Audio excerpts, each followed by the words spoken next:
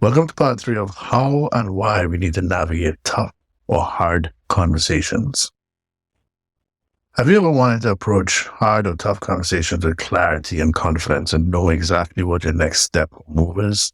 In this video, I'm going to break down a 5-step process that would give you clarity and confidence so that you know exactly how to navigate hard or difficult conversations.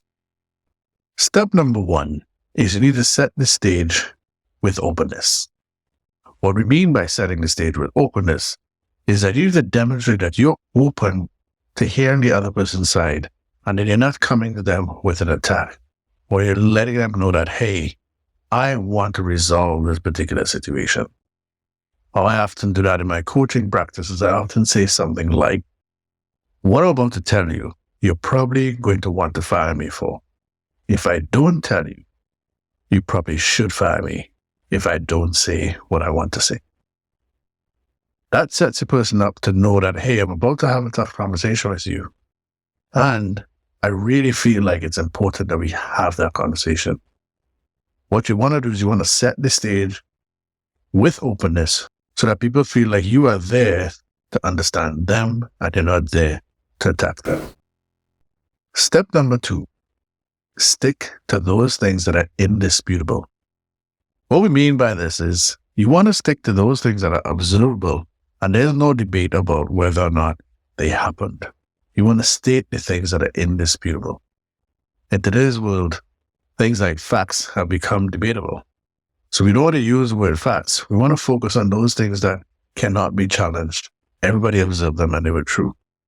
So for example, you can say things like, we missed 2 deadlines last month. We were late on a project last week. We were under our sales target by 10%. Those things are not debatable. Those things happened.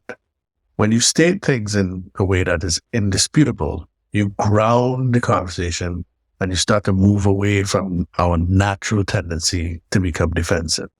That's why you got to state those things that are undisputable. When you do that, you're going to notice that people start to nod their heads and they say, yes, that's true.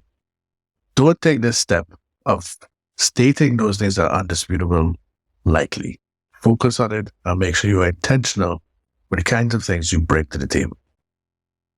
Step number 3 is share your feelings and the stories that you have made up. I want to be very intentional about the language I'm using here. Stories that you have made up. And you want to tell the person that you've made up these stories. This signals to them that nothing you're coming here with is factual or unchangeable. You want to work with them to either rewrite the story or understand the existing narrative or story. So you might say something like, hey, last week when you were late to that meeting, the story I made up was that you don't care for this project in the same way that we do or the rest of the team does. When you state something like that, you're not attacking the person. And again, you're decreasing the chances that person will get defensive. So you want to really lean into this idea of how do I state how I feel and talk about the stories that you've made up because they are stories you have made up. When you take this approach, you invite collaboration. You invite the other person into a conversation so that they can seek clarification with you. Step number 4 is to state your needs clearly. You might say something like, I need to get consistent updates so that I know we're on track and we're not running behind again. And I'm sure that we'll meet the deadlines. This would ease my anxiety because I know we're doing everything we can in order to ensure that we're on target, on task, and on budget. When you do things like that, you're specific, you're actionable, you're clear. People know what you're feeling, they know what you need, so that you feel comfortable in the situation. There's no ambiguity in that. So step number 4 is to state your needs clearly. And step number 5 is to listen, validate, and invite the person to join problem solve. You might say something like, hey, I'd love to hear your take on all of this so we could find a way forward that works for everyone. What you're doing is you're inviting that person in to the conversation so that you can join problem solve with them. The secret here is that people who create or come up with solutions together are more likely to be brought into those solutions.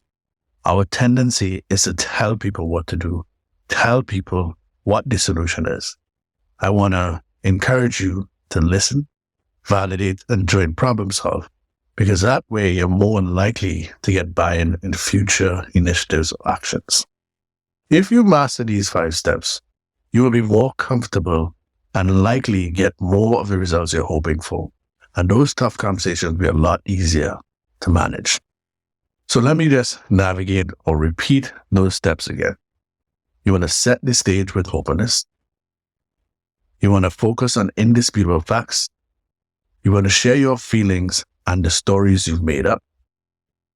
You want to state your needs clearly. And you want to listen, validate, and invite the other person to join problem solve. Those are the 5 steps towards having tough, difficult, or hard conversations. Join me in the next video where I'll be sharing more tips on how you too can navigate tough or hard conversations.